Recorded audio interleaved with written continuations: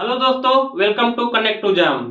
चलिए, आज हम आपके लिए एक नया टॉपिक लाए हैं। जैसा कि आप लोगों को इस यूट्यूब चैनल पे साइंस का क्लास, मैथ का क्लास और रीजनिंग का क्लास मिल रहा था, अब आपको अब डेली जीएस का भी क्लास मिलेगा। या एक दो दिन बाद, मतलब अब धीरे धीरे हम लोग इस पर काम कर रहे हैं अपने चैनल पे, तो आपके लिए लाभदायक होगा। और कुछ दिनों में आपको पुलिस के लिए हिंदी का भी क्लास मिलेगा।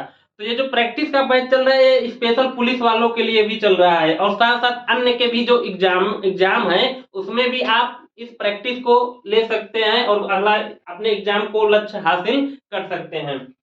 चलिए आते हैं आज अपने क्लास पर, मतलब अपने टॉपिक पर। क्या है इस सेशन का टॉपिक? तो पहला क्वेश्चन है, इनमें से कौन सा युग स्टोन एज के तीन प्रमुख कालों के अंतर्गत नहीं आता है? मतलब इसमें से तीन एक समान है और एक भिन्न है। तो आप लोग बताइएगा कमेंट करके जरूर कि एक बार अगर आप लोग क्लास देख रहे हो तो एक बार क्वेश्चन को पढ़ के एक बार कमेंट बॉक्स में कमेंट जरूर करें, तब अपने आगे की क्लास को कंटिन्यू करें। आइए देखते हैं। इसमें इसमें देखिए, तीन एक समान है, एक भिन्न है। ऑप्शन में क्या है? पूरा पाषाण और नव पाषाण, ताम्र पाषाण और मध्य पाषाण। तो इसमें देखिए आपका ऑप्शन सही होगा सी, ताम्र पाषाण का। इसमें कौन सा सही ऑप्शन होगा? ऑप्शन सी, ताम्र पाषाण। तो आप लोग देखिए कैसे, और ये जो तीन है, ये तीन एक ही है। तो आप लोग देखिए कैसे ये आपको क्वेश्चन बना पाएंगे। तो आप लोगों को बताते हैं, जो इतिहास है, इतिहास जो हम लोगों का इतिहास है, इतिहास को तीन भागों में बांटा गया है। इतिहास को तीन भागों में इसलिए बांटा गया है क्योंकि क्योंकि पढ़ने के लिए, क्योंकि जब इतिहास तो बहुत पूरा है, वो पढ़ने को सुगम बनाने के लिए हम इस जो हमारे देश के जो वैज्ञानिक, मतलब जो इतिहास खोज करता है, इतिहास के बारे में लिखने वाले हैं, उन लोगों ने क्या किया, लेखक लोगों ने इतिहास को कुछ भागों में बांटा। वो कौन कौन से भाग हैं आप लोगों को बताते हैं। जो इतिहास है, इतिहास को तीन भागों में बांटा। पहला इतिहास था प्रागैतिहासिक काल, और दूसरा था आद्य ऐतिहासिक काल, तीसरा था ऐतिहासिक काल। पहला क्या है? प्रागैतिहासिक काल। प्राग प्रागैतिहासिक काल है। पहला कौन सा काल है? प्रागैतिहासिक काल है। आप लोग ध्यान दीजिएगा, प्रागैतिहासिक काल।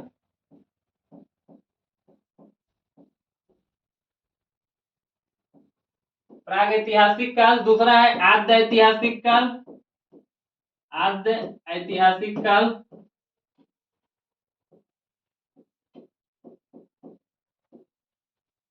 और तीसरा है ऐतिहासिक काल। तीसरा है ऐतिहासिक काल। तो जो हमारे जो लेखक लोग हैं, जो इतिहास में मतलब काम रिसर्च किए हैं, तो उन्होंने क्या काम किया? इतिहास को तीन खंड में बांटा: प्रागैतिहासिक काल, आद्य ऐतिहासिक काल और ऐतिहासिक काल। जो प्रागैतिहासिक काल था, इस बहुत मतलब जब पृथ्वी पर मानव आया उस समय की बात की गई। जब पृथ्वी पर मानव आया उस समय की बात की गई। इसमें क्या था, जो इसमें साक्ष्य मिले हैं, इसमें साक्ष्य पढ़ने या लिखने के कोई साक्ष्य नहीं थे। जो इसमें मतलब कोई साक्ष्य नहीं मिला, जो कि अपठनीय, मतलब पढ़ भी, मतलब कोई इसमें प्रागैतिहासिक में कोई साक्ष्य नहीं मिला पढ़ने लिखने के लिए। कोई साक्ष्य नहीं मिला। कोई साक्ष्य नहीं मिला। साक्ष्य नहीं मिला। और जब साक्ष्य नहीं मिला तो पढ़ेंगे क्या? इसमें क्या है, आद्य ऐतिहासिक काल में इसमें आपको मतलब एक लिपि मिली। इसमें लिपि मिली, लेकिन वह क्या थी? लिपि तो मिल गई, लिपि मिली, लेकिन वह क्या थी? अपठनीय थी। वह क्या थी? अपठनीय। इसको जो रिसर्चर लोग हैं वो पढ़ नहीं सकते थे। केवल और लिपि मिल गई कि इस समय लोग पढ़ना, पढ़ना मतलब यह मालूम हुआ कि जो आद्य ऐतिहासिक काल के समय था, इसमें कुछ लोग पढ़ना लिखना जानते थे, लेकिन हम लोग क्या किए, जो अपठनीय थे। जो आद्य ऐतिहासिक काल था, इसमें लिपि भी मिली, लिपि भी मिली, और क्या हुआ? पठनीय भी था। हम लोग इसे पढ़ भी सकते थे, हम लोग इसे पढ़ भी सकते थे। तो ये जो फिर इस काल को कुछ भागों में फिर बांटा गया। जो इस काल को बांटा गया, दो भागों में बांटा गया। इस काल को दो भागों में बांटा गया। एक पाषाण काल को बांटा गया और एक ताम्र पाषाण। एक पाषाण काल को बांटा गया, एक पाषाण काल है, एक ताम्र पाषाण काल में। ताम्र पाषाण, पाषाण काल। और ये ये मतलब आद्य ऐतिहासिक काल था। इस समय क्या मिला? इस समय मिला है, मतलब यह समय, इस समय मतलब कौन सी थी? इसमें सैंधव सभ्यता थी, सैंधव सभ्यता, सैंधव सभ्यता, सभ्यता। और इस समय थी जो हम लोग पढ़ते हैं प्राचीन इतिहास, प्राचीन भारत इतिहास, आधुनिक इतिहास, मध्यकालीन इतिहास, मतलब इसमें प्राचीन इतिहास, प्राचीन इतिहास और मध्यकालीन इतिहास, मध्यकालीन इतिहास मतलब, और क्या था मिडिवल हिस्ट्री मतलब, और क्या था मॉडर्न हिस्ट्री मतलब आधुनिक इतिहास, आधुनिक, आधुनिक इतिहास। इस समय जो काल था मतलब ये पाषाण काल, एक ताम्र पाषाण का, आद्य ऐतिहासिक सैंधव सभ्यता काल, और ऐतिहासिक में क्या था प्राचीन, प्राचीन काल मतलब प्राचीन भारत की बात की गई, मतलब मध्यकालीन इतिहास की बात की गई, इसमें आधुनिक कालीन इतिहास की बात की गई। तो जो ये पाषाण काल है, फिर पाषाण काल 3 भागों में बटा। जो ये पाषाण काल है, ये जो पाषाण काल है फिर पाषाण काल 3 भागों में बटा। आप लोग ध्यान दीजिएगा, ये जो पाषाण काल है, ये पाषाण काल फिर 3 भागों में बटा है। पहला काल क्या था, पहला काल था पूरा पाषाण काल, पूरा पाषाण काल, पूरा पाषाण काल। और दूसरा क्या था मध्य पाषाण काल, मध्य पाषाण काल। और तीसरा क्या था नव पाषाण काल, तीसरा क्या था नव पाषाण काल, नव पाषाण काल। पहला क्या था, पहला था पूरा पाषाण काल, दूसरा था मध्य पाषाण काल, तीसरा था नव पाषाण काल। जो मध्य पाषाण, जो पूरा पाषाण काल है, आप लोग ध्यान दीजिएगा,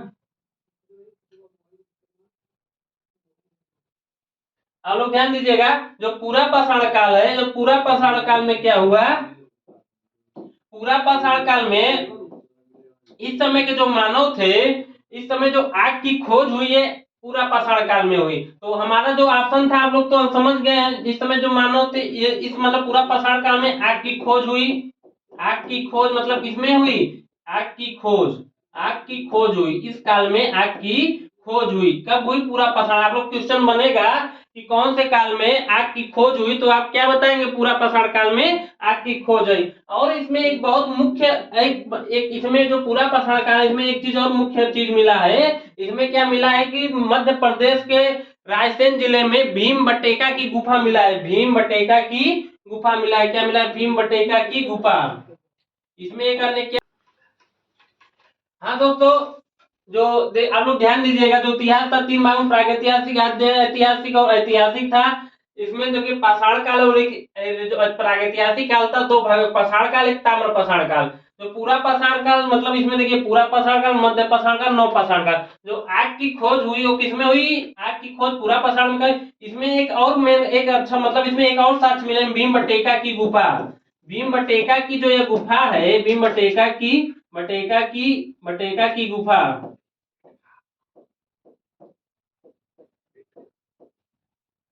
भीम बटेका की गुफा, यह श्री विष्णुधर द्वारा 1957 में खोज किया गया। श्री विष्णुधर द्वारा, श्री विष्णुधर, श्री विष्णुधर द्वारा 1957 या 58 में इसका खोज किया गया। तो इसमें क्या है, एक प्राचीन शैल चित्र है। आप लोग क्वेश्चन बनेगा यह क्या, एक प्राचीन शैल चित्र है, यह क्या है, प्राचीन शैल चित्र। आजकल ये बहुत ट्रेंडिंग में क्वेश्चन है, और इस ये ट्रेंडिंग में क्वेश्चन है, एक प्राचीन शैल चित्र है। और सन 2003 में इसे यूनेस्को ने विश्व धरोहर घोषित किया। इसे क्या किया, सन 2003 में क्या हुआ, यूनेस्को ने विश्व धरोहर घोषित किया, विश्व धरोहर, विश्व धरोहर। सन 2003 में इसे यूनेस्को ने विश्व धरोहर घोषित किया। जो भीम बटेका गुफा श्री विष्णुधर 1957 या 58 में खोज माना गया है, और यह प्राचीन शैल चित्र थी। यह यूनेस्को ने 2003 में विश्व धरोहर घोषित किया। और जो मध्य पाषाण काल है, आप लोग ध्यान दीजिएगा, इसमें क्या खोज हुआ, इसमें पशुपालन हुआ था। इसमें क्या हो रहा था, पशुपालन। जो उस समय मानव थे इसमें क्या कर रहे थे, पशुपालन। और पहला पशुपालन क्या था, कुत्ता था। पहला पशुपालन क्या था, कुत्ता, मतलब पालतू जानवर पहला कौन सा था, एक कुत्ता पहला पालतू जानवर था उस समय।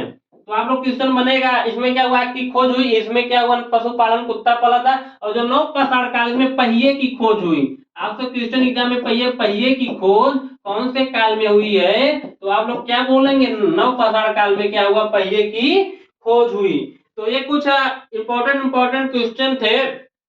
और इसमें क्या हुआ, नौपाषाण कृषि और एक कृषि करना इसमें आप आरंभ, मतलब कृषि का आरंभ, इसमें कृषि का आरंभ को बताता है, आरंभ। और जो ताम्रपाषाण काल है, आप लोग ध्यान दीजिएगा, ये जो ताम्रपाषाण काल है इसमें तांबा की खोज हुई, तांबा की, ये सब क्या है, इसमें स्टोन है, मतलब इसमें तांबा, कुछ मेटेलिक चीज, तांबा की खोज, इसलिए यह भिन्न है।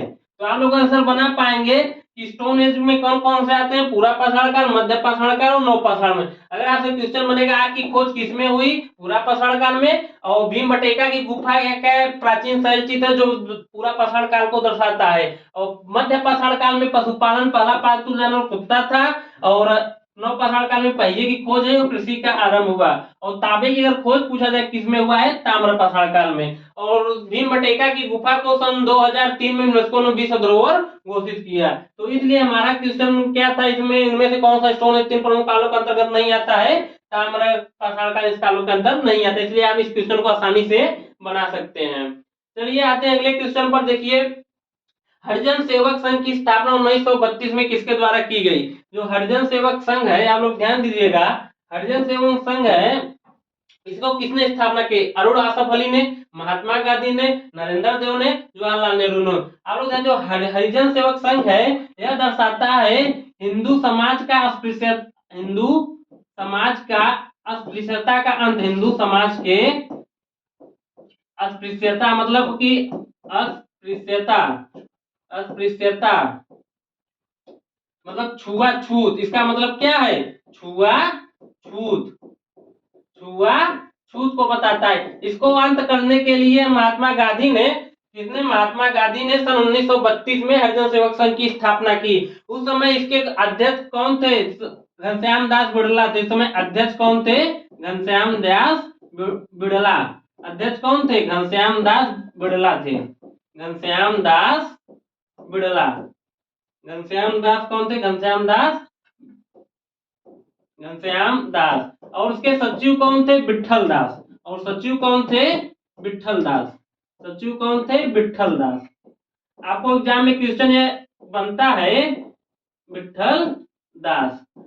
और एक पूछा जाए कि इसके सचिव विठल दास सन 1933 ईस्वी में एक पत्रिका, हरिजन सेवक संघ पत्रिका की भी स्थापना 1933 ईस्वी में, हरिजन मतलब हरिजन जो सेवक संघ की मतलब हरिजन पत्रिका की भी स्थापना है, हरिजन पत्रिका भी प्रकाशित किया गया, हरिजन पत्रिका भी प्रकाशित किया गया, प्रकाशित किया गया। तो आप लोग क्वेश्चन बनेगा, हरिजन सेवक संघ की स्थापना 1932 में किसने की, महात्मा गांधी ने की। क्योंकि हिंदू समाज अस्पृश्यता को दूर करने के लिए, छुआछूत को दूर करने के लिए, उसके अध्यक्ष कौन थे, घनश्याम दास थे, और सचिव कौन थे, विठल दास थे। सन 1933 ईस्वी में वो हरिजन पत्रिका का भी प्रकाशित हुआ। चलिए आप लोग क्वेश्चन को समझ गए होंगे। चलिए आते हैं अगले क्वेश्चन पर। अगला क्वेश्चन क्या है, अगला क्वेश्चन है, तेलंगाना किस राज्य से अलग होकर बना है, कर्नाटक, मध्य प्रदेश, आंध्र प्रदेश, महाराष्ट्र। तो आप लोग इसका ऑप्शन आराम से दे देंगे अगर जानते होंगे। देखिए, अगर आपको क्वेश्चन आ रहा है तो आप लोग कमेंट बॉक्स में उस ऑप्शन का, उस मतलब क्वेश्चन का आंसर जरूर दें, तब उस क्वेश्चन को आगे देखें। तो आप लोग ध्यान दीजिएगा, जो तेलंगाना है, तेलंगाना का मतलब क्या होता है, तेलुगु भाषियों की भूमि, तेलुगु भाषियों की भूमि, तेलुगु भाषियों की भूमि। तेलंगाना, इसका अर्थ क्या है तेलंगाना का, तेलुगु भाषियों की भूमि। मतलब यह है कि यह जो भूमि है, मतलब तेलुगु भाषा का वहाँ अधिकता है, तेलंगाना जो है वहाँ तेलुगु भाषा ज्यादा बोला जाता है, इसलिए तेलुगु भाषियों की भूमि बोला जाता है, तेलुगु भाषियों की भूमि। जो तेलंगाना है, तेलुगु भाषियों की भूमि कहा जाता है। यह कौन से राज्य से मिलकर अलग हुआ है, कर्नाटक, मध्य प्रदेश, आंध्र प्रदेश, अलग हुआ है आंध्र प्रदेश से। किससे अलग हुआ है, और कब अलग हुआ, 2 जून 2014, 2 जून 2014 को अलग हुआ, 2 जून 2014 को अलग हुआ। तो इसकी राजधानी क्या है, इसकी राजधानी हैदराबाद। पूछा जाए तेलंगाना की राजधानी क्या है, तो आप क्या बोलेंगे, हैदराबाद, हैदराबाद। और यह पूछा जाए तेलंगाना के समय सीएम कौन है, तो आप क्या बोलेंगे, रेवंत रेड्डी। सीएम कौन है, रेवंत रेड्डी। अगर आपसे पूछा जाए कि तेलंगाना के गवर्नर कौन है, तो आप क्या बोलोगे, तमिलसाई सौंदरराजन, तमिलसाई सौंदरराजन।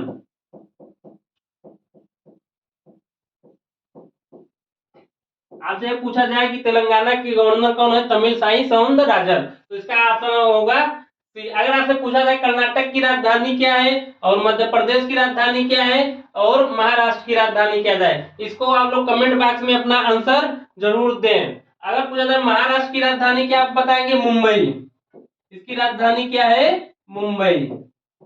और महाराष्ट्र के सीएम कौन है, आप लोग कमेंट बॉक्स में जरूर बताएं, इनके सीएम का नाम क्या है, एकनाथ शिंदे। इनके सीएम का नाम क्या है, एकदम एकनाथ शिंदे।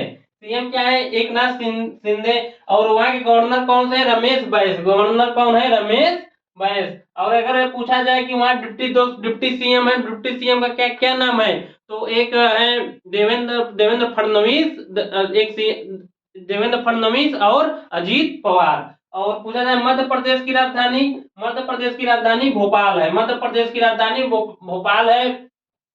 और यहाँ के सीएम का क्या नाम है, सीएम का मोहन यादव, सीएम का क्या नाम है, मोहन यादव। और वहां के गवर्नर का क्या नाम है, मंगू भाई पटेल, मंगू भाई पटेल। तो आप लोग ऐसे ही आप और आंध्र प्रदेश की अगर पूछा जाए, जो आंध्र प्रदेश अलग हुआ, तेलंगाना बना, तो आंध्र प्रदेश की राजधानी क्या है, आंध्र प्रदेश की राजधानी अमरावती। और वहां के अगर सीएम सीएम पूछा जाए, वाई एस जगन मोहन रेड्डी। वहां के सीएम क्या नाम है, वाई एस, आंध्र प्रदेश के सीएम नाम वाई एस जगन मोहन रेड्डी। अगर वहां से पूछा जाए गवर्नर का क्या नाम है, तो एस अब्दुल नजीर। वहां के गवर्नर का क्या नाम है, एस अब्दुल नजीर।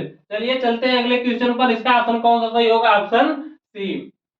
अगला क्वेश्चन क्या है, संघ सूची, राज्य सूची, समवर्ती सूची भारतीय संविधान के किस अनुसूची में शामिल है, 12वीं, 7वीं, 8वीं, 10वीं। तो पहले आप लोग क्वेश्चन का आंसर कमेंट बॉक्स में एक बार जरूर दें। चलिए हम इस क्वेश्चन को आपको अनुसूची के बारे में एक बार जरूर याद दिला देते हैं कि अनुसूची आप लोग कैसे इसका देखिए, अनुसूची आ जाएगी तो आप लोग इसका आंसर दे देंगे। तो अनुसूची है हमारे हमारे जो संविधान, उसमें जब संविधान बनकर तैयार हुआ, तो उस समय कितनी अनुसूचियां थी, उस समय अनुसूची थी 8। उस समय अनुसूची थी 8, लेकिन अब कितनी अनुसूची हो गई है, 12। अब कितनी अनुसूची हो गई है, 12 अनुसूची। अब कितनी अनुसूची है, 12। तो आप लोग 12 अनुसूची का नाम आप लोग देखिए, कैसे आप लोग पहला, जो पहली अनुसूची है, पहला अनुसूची क्या बताया, भारत का राज्यों का संघ है, भारत राज्यों का संघ है, राज्यों का संघ है। पहला अनुसूची क्या बताता है, भारत राज्यों का संघ है।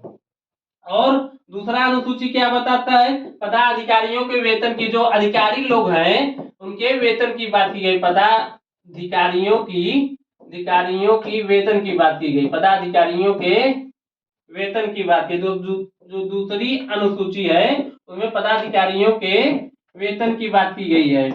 और जो तीसरी अनुसूची है उसमें पदाधिकारियों की शपथ की बात की गई है।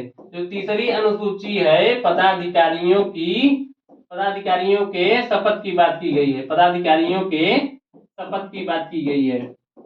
और जो चौथी अनुसूची थी, ये राज्यसभा के, मतलब राज्य और संघ के, राज्यसभा के सीटों का आवंटन, मतलब राज्य और संघ के, राज्य और संघ मतलब संघ मतलब केंद्र शासित प्रदेश, संघ के राज्यसभा के सीटों का आवंटन, राज्यसभा के सीटों का आवंटन, राज्यसभा के सीटों का आवंटन, सीटों का मतलब बंटवारा या बोल सकते हैं, राज्यसभा के सीटों का आवंटन। और जो पांचवी अनुसूची है, ये किसको बताता है, ये अनुसूचित जाति और अनुसूचित जनजाति के क्षेत्रों में, अनुसूचित जाति, अनुसूचित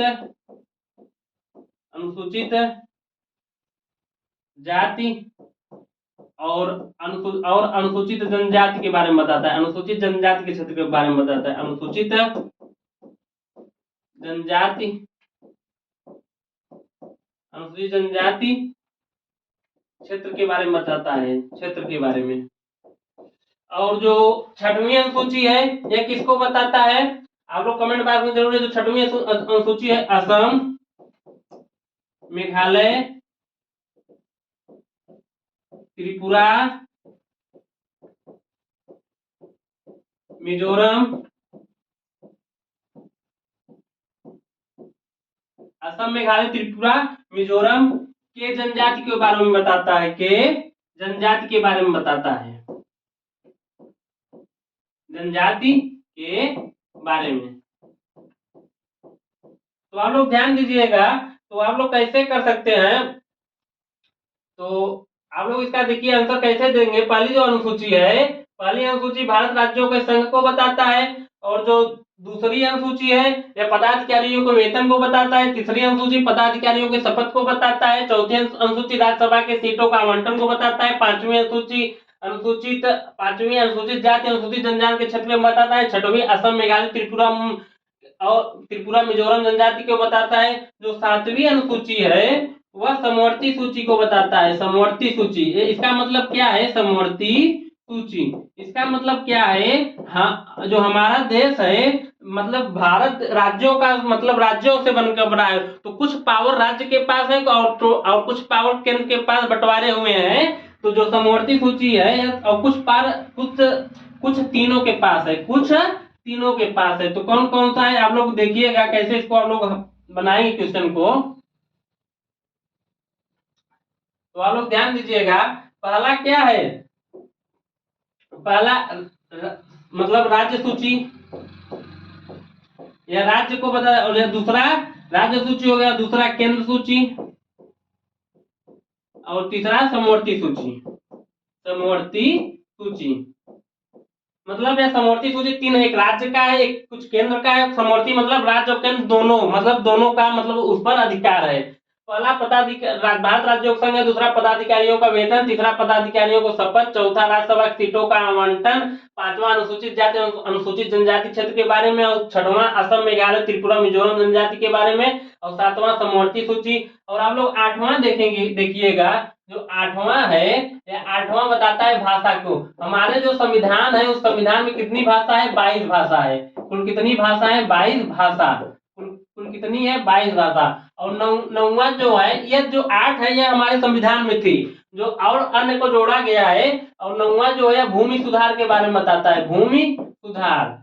जो नौवा है भूमि सुधार, और यह कब जोड़ा गया, पहला संविधान संशोधन, पहला संविधान संशोधन 1952 में जोड़ा गया, 1952 में यह जोड़ा गया। और 10वां जो है दल बदल को बताता है, दल बदल मतलब दल बदल, इसका मतलब यह है जो हमारे नेता हैं या किसी भी पार्टी में जो आ जा सकते हैं, मतलब यह दल बदल को बताता है। यह क्या है, दल बदल को बताता है। यह 52वां संविधान संशोधन, 52वां संविधान संशोधन, 52वां संविधान संशोधन 1985 में था। यह क्या था, 1985 में जोड़ा गया। और 11वां संविधान संशोधन क्या बताता है, ग्राम पंचायत को, ग्राम पंचायत को बताता है, यह ग्राम पंचायत को बताता है। और 12वां क्या था, यह नगर पंचायत को बताता है, नगर पंचायत। यह लोग तो आप लोग जानते ही होंगे। तो आप लोग क्या देखिए, आप लोग ध्यान दीजिएगा, जो पहला अनुसूची 12 अनुसूचियां, पहला अनुसूची भारत राज्यों का संघ को बताता है, दूसरा अनुसूची पदाधिकारियों के वेतन, पदाधिकारी अधिकारी लोगों के वेतन की बात की गई, तीसरी अनुसूची पदाधिकारियों की शपथ की बात की गई है, चौथी अनुसूची में राज्य और संघ के राज्यसभा सीटों को आवंटन के बारे में बात की गई, पांचवी अनुसूची में अनुसूचित जनजाति अनुसूचित जनजाति क्षेत्र के बारे में, छठवीं में असम, मेघालय, त्रिपुरा, मिजोरम जनजाति के बारे में बात की गई है, सातवीं में समवर्ती सूची की तीन राज्य, केंद्र और समवर्त मतलब समवर्ती मतलब राज्य, केंद्र और समवर्ती सूची की मतलब राज्य केंद्र, जो राज्य केंद्र दोनों मिलकर बनते हैं, उसकी बात की गई है। जो 8वीं अनुसूची है, 8वीं अनुसूची भाषा की बात, कुल कितनी भाषा है, हमारे 22 भाषा है। और 9वीं अनुसूची में भूमि सुधार की बात की गई है, पहला संविधान 1952 में जोड़ा गया। और 10वीं अनुसूची में दल बदल की बात की गई है, और 11वीं अनुसूची में ग्राम पंचायत, और 12वीं अनुसूची में नगर पंचायत। तो हमारा क्वेश्चन यह था, क्वेश्चन पे आइएगा, संघ सूची, राज्य सूची और समवर्ती सूची भारतीय संविधान किस अनुसूची, जो 12वीं थी, 12वीं किससे संबंधित थी आप लोग बताइएगा। 12वीं हमारा था नगर पंचायत से, 12वां हमारा नगर पंचायत, जो भी आप लोगों को हम बताए हैं, नगर पंचायत से था। और 8वां क्या था, भाषा से था, 8वां क्या था, भाषा से था। और 10वां क्या था, दल बदल से था, दल बदल से था। और यह जो 7वां था, यही हमारा समवर्ती सूची, समवर्ती सूची से था, समवर्ती सूची। मतलब जो राज्य सूची, केंद्र सूची, समवर्ती सूची, ये हमारा ऑप्शन बी सही होगा। तो आप लोग समझ पाए होंगे कि हम आप लोग को याद दिलाने का भी कोशिश कर रहे हैं इस क्वेश्चन से। तो चलिए चलते हैं अगले क्वेश्चन पे। अगला क्वेश्चन क्या है, आप लोग ध्यान दीजिएगा। अगला क्वेश्चन यह है, बिग बैंग सिद्धांत किसके द्वारा प्रतिपादित किया गया? थॉमस बोर्ड, अल्बर्नी, जॉर्ज लेमेत्रे, डॉक्टर टेलर। तो इसका ऑप्शन होगा option C, George Lemaitre. George Lemaitre जो बिग बैंग सिद्धांत है, यह ब्रह्मांड की उत्पत्ति को बारे में बताता है। यह जो बिग बैंग सिद्धांत है, यह किसके बारे में बताता है? ब्रह्मांड के उत्पत्ति के बारे में बताता है। ब्रह्मांड के उत्पत्ति के बारे में, जो हमारे ब्रह्मांड की उत्पत्ति हुई, यह जो सिद्धांत है किसने दिया? जॉर्ज लेमेत्रे ने। 15 अरब वर्षों जो ब्रह्मांड की उत्पत्ति हुई है, 15 अरब वर्ष पहले हुई है। 15 अरब वर्ष पहले, 15 अरब वर्ष पहले जो बिग बैंग सिद्धांत है, क्वेश्चन आएगा तो बिग बैंग सिद्धांत किसके द्वारा प्रतिपादित किया? George Lemaître. और यह ब्रह्मांड की उत्पत्ति का सिद्धांत के बारे में बताता है। 15 जो पृथ्वी है, 15 अरब वर्ष पहले इसकी उत्पत्ति हुई है। तो आप लोग क्वेश्चन को समझ पाए होंगे। चलिए अगले क्वेश्चन पे। अगला क्वेश्चन क्या है? नेफ्ट एनईएफटी और आरटीजीएस का साधन है। मुद्रा अंतरण का, वित्तीय नियंत्रण नीति का, कर वसूली पर निगरानी का, जीएसटी के कार्यान्वित का। तो इसमें देखिए जो एनईएफटी है, आप लोग पैसा मोबाइल द्वारा आजकल प्रचलन है, तो आप लोग भेजते हैं, तो यह उसी से जुड़ा है। नेफ्ट का मतलब होता है नेशनल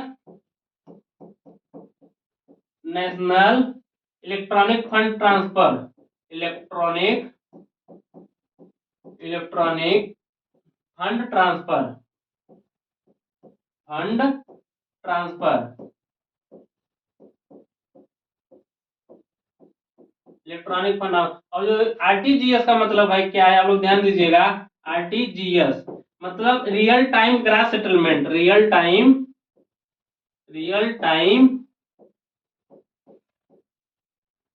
ग्रॉस सेटलमेंट।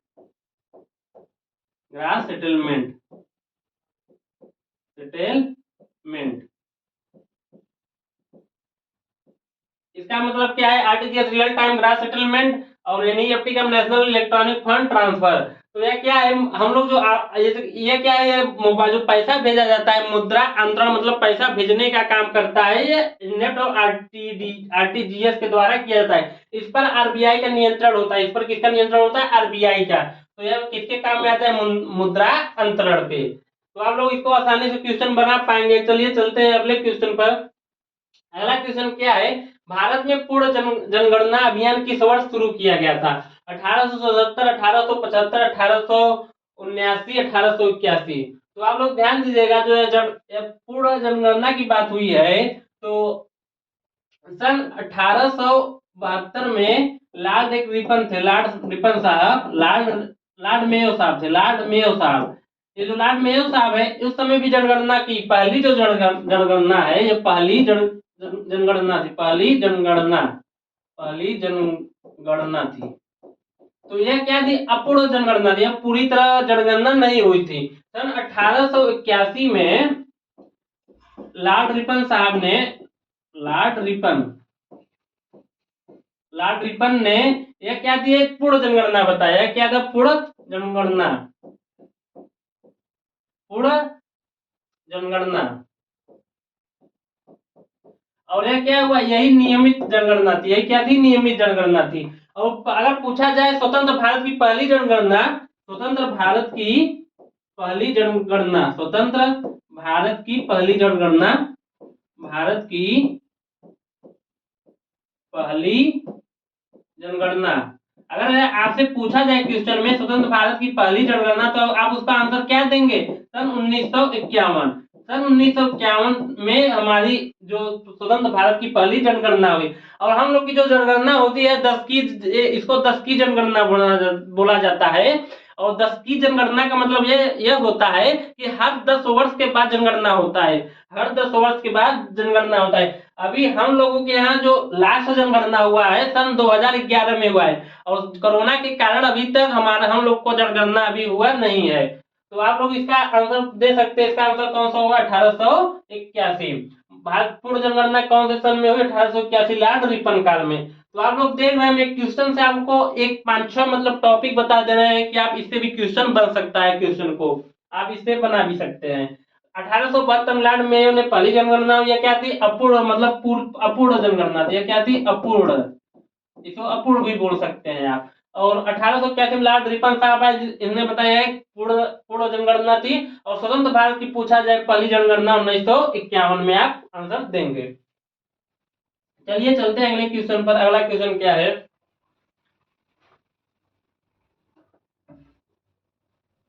अगला क्वेश्चन है, भारत में हरित क्रांति के संदर्भ में HYVP का पूर्ण रूप क्या है? High yielding varieties pattern, high yielding varieties patent, high yielding varieties program, high yielding varieties plant. जो हरित क्रांति जो शब्द आया है, हरित क्रांति के संदर्भ जो हाइब्रिड, मतलब इसका फुल फॉर्म पूछा गया है, तो इसका ऑप्शन होगा ऑप्शन सी। ऑप्शन सी मतलब high yielding varieties program, high yielding varieties program. और यह जो हरित क्रांति है, यह हरित क्रांति कब हुई थी? सन 1966। हमारे यहाँ जो हरित क्रांति हुई थी सन 1966 के समय हुई थी। तो उस समय जो हरित क्रांति के जनक हैं, हमारे भारत के हरित क्रांति के जनक किसे कहा जाए? अगर पूछा जाए हरित क्रांति के जनक, MS स्वामीनाथन, MS स्वामीनाथन। और आप लोग को एक करंट का भी न्यूज अभी पता होगा कि इन्हें क्या मिला है? भारत रत्न। इन MS स्वामीनाथन साहब को क्या मिला है? भारत रत्न 2024 का मिला है, भारत रत्न। तो हरित क्रांति के जनक कौन हमारे भारत में कौन है? MS स्वामीनाथन। और इनको क्या मिला है 2024 में? भारत रत्न। और अगर पूछा जाए विदेशों, मतलब विश्व भर में, अरे हरित क्रांति के जनक तो नार्मन बोरलाग। अगर पूछा जाए विश्व भर में जो है हरित क्रांति के जनक विश्व में, नार्मन बोरलाग, नार्मन बोरलाग। तो आप लोग इसका आंसर बना सकेंगे। हरित क्रांति के संदर्भ में HYVF पूर्ण रूप क्या है? High yielding varieties program. यह हरित क्रांति हमारे भारत में कब हुई? सन 1966 में। और इसके जनक कौन है? MS स्वामीनाथन। और MS स्वामीनाथन साहब को क्या मिला है? भारत रत्न 2024 में। और विश्व भर में पूछा जाए कि यह हरित क्रांति के जनक कौन है? Norman Borlaug. तो चलिए चलते हैं, आप लोग स्क्रीन को समझ पाएंगे। आप लोग से एक गुजारिश है, या आप लोग एक थोड़ा सा हमारा अगर टॉपिक बढ़िया लग रहा है तो आपको एक सहयोग की जरूरत है। इस चैनल को लाइक एंड सब्सक्राइब जरूर करिए। और एक बात यह भी है कि जब आप क्वेश्चन देखते हैं तो क्वेश्चन एक बार कमेंट बॉक्स में अगर आप लोगों को आंसर आ रहा है तो कमेंट बॉक्स में आंसर जरूर करें। और अपने दोस्तों को जरूर बताएं कि हम लोग अब प्रैक्टिस बैच भी ला दिए हैं, जीके का भी प्रैक्टिस बैच चल रहा है। तो चलिए चलते हैं अगले क्वेश्चन पर। अगला क्वेश्चन क्या है? प्रधानमंत्री सुरक्षा बीमा योजना के तहत जोखिम कवरेज कितना है? 2 लाख रुपया, 1 लाख रुपया, या इसको 1.5 लाख रुपया बोल सकते हैं, या 2.25 लाख रुपए।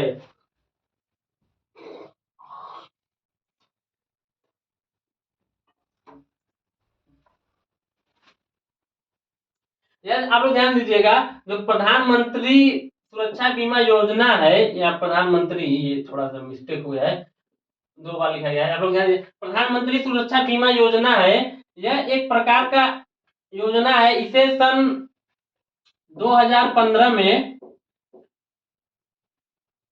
नरेंद्र मोदी साहब द्वारा, जो हमारे देश के PM हैं,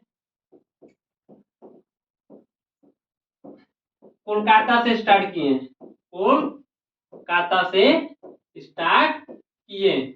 इसको कब स्टार्ट किए? कोलकाता से 2015 में। और कब किए? 9 मई को। यह कब चालू हुआ? 9 मई को। 9 मई 2015 को नरेंद्र मोदी साहब ने कहां से स्टार्ट किया? कोलकाता से स्टार्ट किए। और यह क्या है? प्रधानमंत्री सुरक्षा बीमा। यह क्या है? यह मृत्यु, मतलब कि यह क्या बताता है? यह आकस्मिक मृत्यु और विकलांग। यह बीमा किसके लिए? आकस्मिक मृत्यु, आकस्मिक मृत्यु और विकलांग, आकस्मिक मृत्यु और क्या है? विकलांग, विकलांग। आप लोग ध्यान दीजिएगा, प्रधानमंत्री सुरक्षा बीमा योजना के तहत कुछ आप लोग को हम टॉपिक बता दे रहे हैं। यह 9 मई 2015 को नरेंद्र मोदी द्वारा कोलकाता से स्टार्ट किया गया और यह क्या था, आकस्मिक मृत्यु विकलांग के, अब आकस्मिक मृत्यु और विकलांग पे दिया जाता था। आकस्मिक मृत्यु पे 2 लाख रुपया मिलता है। अगर आप मरेंगे तो आकस्मिक मृत्यु पे 2 लाख रुपया मिलेगा और अगर विकलांग होंगे तो आपको कितना मिलेगा, 1 लाख रुपया। अगर आप विकलांग हो तो कितना मिलेगा, 1 लाख रुपया। और इसका जो प्रीमियम है, इसका प्रीमियम बहुत ज्यादा नहीं। अगर पूछा जाए प्रीमियम, इसका प्रीमियम कितना है, इसका प्रीमियम एक नाम मात्र शुल्क है, 1 rupees per month. 1 rupees per month. आप एक नॉर्मल से 1 रुपया दे के और 12 महीने में 12 रुपया, मतलब 12 रुपए में आप कितना दे सकते हैं, ईयर, पूरे वर्ष भर में 12 रुपए आप वर्ष भर में देंगे तो आपको ये बीमा मिलेगी, प्रधानमंत्री सुरक्षा बीमा योजना। इस बीमा को आप नजदीकी कहीं भी बैंक में भी करा सकते हैं। और यह तो इसका कौन सा ऑप्शन सही होगा, ऑप्शन ए, 2 लाख रुपया। और यह हर साल रिन्यूअल होता है, इसको आप लोगों को हर साल रिन्यूअल कराना पड़ेगा कि हमारा फिर से बीमा चालू किया जाए। तो प्रधानमंत्री सुरक्षा बीमा योजना कब स्टार्ट की गई, 9 मई 2015 को नरेंद्र मोदी साहब के द्वारा कोलकाता से स्टार्ट किया गया। यह आकस्मिक मृत्यु और विकलांग पे दिया जाता है। आकस्मिक मृत्यु में 2 लाख रुपया, विकलांग में 1 लाख रुपया और इसका प्रीमियम है 1 रुपया पर मंथ और 12 रुपया ईयर, वर्ष में दे सकते हैं। इसका ऑप्शन कौन सा सही होगा, ऑप्शन ए, 2 लाख रुपया। चलिए चलते हैं अगले क्वेश्चन पर। अगला क्वेश्चन, 2024 में भारत रत्न कितने व्यक्ति को मिला है। तो आप लोग जानते हैं हमारे जो भारत देश है, भारत देश का सर्वोच्च सम्मान भारत रत्न है। भारत देश में सर्वोच्च अगर सम्मान पूछा जाए तो कौन सा रत्न है, भारत रत्न। जो सर्वोच्च सम्मान है, जो सर्वोच्च हमारे देश का जो सर्वोच्च सम्मान क्या बोला जाएगा, भारत रत्न, सर्वोच्च सम्मान। तो सर्वोच्च सम्मान क्या है, भारत रत्न है, भारत रत्न। तो यह सबसे बड़ा रत्न है। और उसके बाद क्या होता है, जैसे अगर पूछा जाए सबसे बड़ा ये भारत रत्न है और उसके बाद पद्म विभूषण, उसके नीचे क्या आता है, अगर पद्म विभूषण अगर पूछा जाए, अगर आपको दे दिया जाए पद्म विभूषण, विभूषण और इसके नीचे क्या आता है, पद्म भूषण, पद्म भूषण और इससे एक नीचे और पुरस्कार है पद्म श्री, पद्म श्री। तो आप लोग ध्यान दीजिएगा, सबसे बड़ा रत्न कौन सा है, भारत रत्न है, उसके बाद पद्म विभूषण है, उसके बाद पद्म भूषण है, उसके बाद पद्म श्री। तो आज आप उसका टॉपिक यह है कि 2024 में भारत रत्न कितने व्यक्ति को मिला है। जो हमारे यहाँ भारत रत्न की शुरुआत हुई, आप लोग को बता दे रहे हैं, 2 जनवरी सन 1954 में, सन 1954 में हमारे देश के महामहिम राष्ट्रपति द्वारा राजेंद्र प्रसाद द्वारा स्टार्ट किया गया। किसके द्वारा, महामहिम राजेंद्र प्रसाद द्वारा स्टार्ट किया गया, जो इस देश के उस समय राष्ट्रपति थे, राजेंद्र प्रसाद द्वारा स्टार्ट किया गया। तो उस समय 3 लोगों को दिया गया था। आप लोग कमेंट बॉक्स में आंसर जरूर दो, उस समय 3 लोग कौन थे आप लोग को। और पहले उस समय जो 3 लोग थे, पहले थे डॉक्टर सर्वपल्ली राधाकृष्णन, डॉक्टर सर्वपल्ली राधाकृष्णन। और दूसरे कौन थे, दूसरे थे सी राजगोपालाचारी, सी राजगोपालाचारी थे, गोपालाचारी थे। और तीसरे कौन थे, डॉक्टर विकेंट रमन साहब थे, डॉक्टर विकेंट रमन साहब थे, विकेंट रमन साहब थे। तो उस समय सन 1954 में 3 लोग को दिया गया था। 2 जनवरी 1954 में भारत रत्न की शुरुआत हुई, किसके द्वारा शुरुआत हुई, महामहिम डॉक्टर राजेंद्र प्रसाद के द्वारा, जो उस समय राष्ट्रपति थे। और पहला पुरस्कार किसे मिला उस समय 1954 में, डॉक्टर सर्वपल्ली राधाकृष्णन को मिला और दूसरा सी राजगोपालाचारी को मिला, तीसरा डॉक्टर विकेंट रमन को मिला। तो 2024 में कितने लोग को मिला है, आप लोग कमेंट बॉक्स में जरूर दीजिएगा। तो 2024 में देख लेते हैं।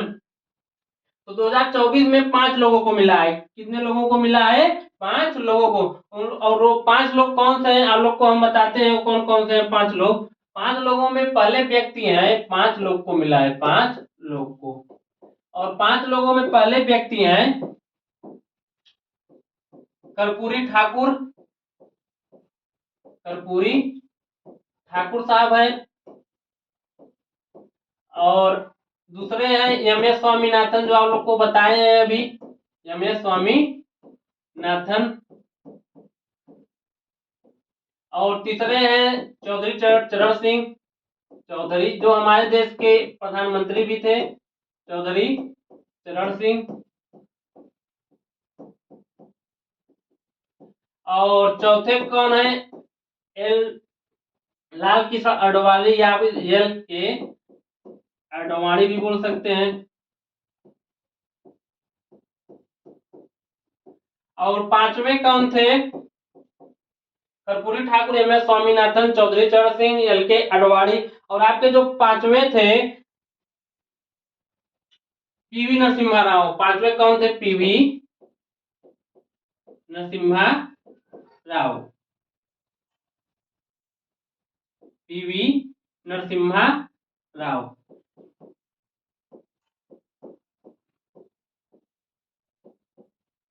तो ये 5 लोग को दिया गया, इसमें से 4 लोग को मरणोपरांत हैं और एक अभी जिंदा है। जो ये साहब हैं एल के अडवाणी जी, अभी जिंदा है। और ये 3 लोग हैं मरणोपरांत,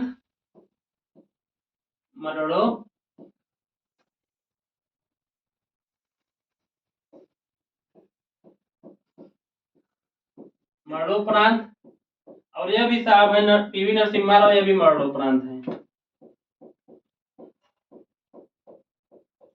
और एक लोग को भी एल के अडवाणी साहब जिंदा है। तो पहले कौन सा है, कर्पूरी ठाकुर, और दूसरे कौन सा एम एस स्वामीनाथन, तीसरे कौन है चौधरी चरण सिंह, चौथे एल के अडवाणी, और पांचवें पीवी नरसिम्हा राव। ये कब दिया गया, 2024 में दिया गया, सन 2024 में। अगर पूछा जाए इसके पहले जो पिछले, मतलब भारत रत्न पिछले कब दिया गया, सन 2019 में। इसके पिछले अगर पूछा जाए कितने लोगों को दिया गया है, 3 लोगों को, सन 2019 में। तो 2019 के बाद सीधा 2024 में दिया गया। तो 2019 में कितने लोगों को दिया गया था, 3 लोगों को। तो 3 लोगों का नाम आप लोग देख लीजिएगा, 3 लोगों को दिया गया। तो पहले थे भूपेन हजारिका साहब, भूपेन हजारिका साहब थे। और दूसरे कौन थे, नानाजी देशमुख, नानाजी देशमुख। और हमारे तीसरे साहब थे प्रणब मुखर्जी, प्रणब मुखर्जी। तो आप लोग इसको क्वेश्चन आराम से बना सकते हैं। 2019 में 3 लोगों को दिया गया था, भूपेन हजारिका साहब को, नानाजी देशमुख को, प्रणब मुखर्जी को। और 2024 में 5 लोगों को दिया गया। पहले थे कर्पूरी ठाकुर, दूसरे हैं एम एस स्वामीनाथन, तीसरे हैं चौधरी चरण सिंह, चौथे हैं एल के अडवाणी, और पांचवें पीवी नरसिम्हा राव। तो ये हमारे 2024 भारत रत्न कितने व्यक्ति को मिला है, 5 लोगों को मिला है। सर्वोच्च सम्मान है भारत रत्न, तब पद्म विभूषण, तब पद्म भूषण, तब पद्मश्री। और यह 2 जनवरी 1954 को स्टार्ट किया गया। और यह महामहिम राजेंद्र प्रसाद द्वारा दिया गया। और पहली बार 3 लोगों को दिया गया था, सर्वपल्ली राधाकृष्णन, चक्रवर्ती राजगोपालाचारी भी, और तीसरे आदमी थे डॉक्टर लोकेंद्र रमन। तो आज आप लोगों का क्लास यहीं पर हम एंड करते हैं। तो कैसा इस टॉपिक लगा, आप लोग कमेंट बॉक्स में जरूर कमेंट करिए, और अपने दोस्तों को जरूर शेयर करिए। ये आप लोगों के लिए स्पेशल पुलिस प्रैक्टिस बैच है, और उसके साथ अन्य एग्जाम जहां भी जीएस पूछता है, जीके पूछता है, वहां यह क्वेश्चन आपका बन जाएगा। चलिए मिलते हैं अगली क्लास में, धन्यवाद।